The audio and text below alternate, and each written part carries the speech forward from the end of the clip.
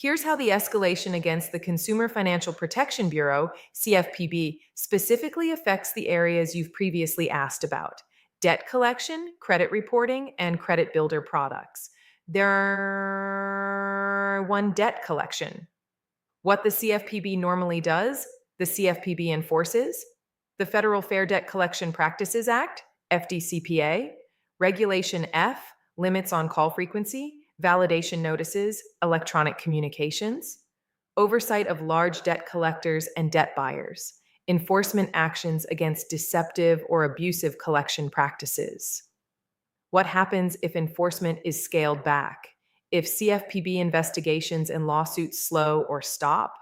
Fewer enforcement actions against large debt buyers, less scrutiny of litigation practices, e.g., robo-signed affidavits, documentation issues, less oversight of electronic communications practices, reduced supervisory exams of large collection agencies.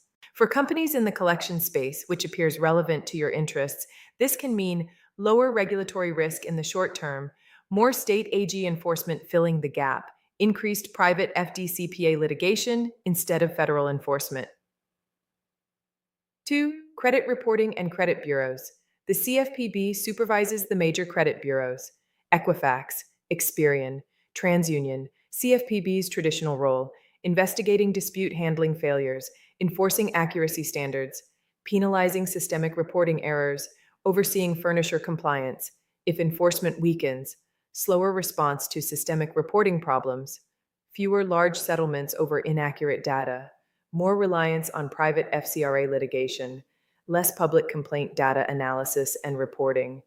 Given your prior questions about credit bureau complaints rising sharply, this could mean complaint volumes stay high, less federal intervention, increased class action litigation instead. 3. Credit builder loans and secured cards. The CFPB has historically promoted credit building products as tools to establish positive payment history, monitored marketing practices for deceptive claims, regulated disclosures under TILA. If the agency is constrained, for credit builder lenders, less scrutiny of marketing claims, guaranteed score increase, etc. Lower enforcement risk for aggressive messaging. For consumers, greater risk of misleading claims, less federal oversight of fee structures. Since you've asked before about FTC versus CFPB positioning on credit repair versus credit builder products, this shift matters because the CFPB, not the FTC, has been the primary active regulator in consumer financial product supervision. A weakened CFPB shifts risk back to private litigation and state regulators.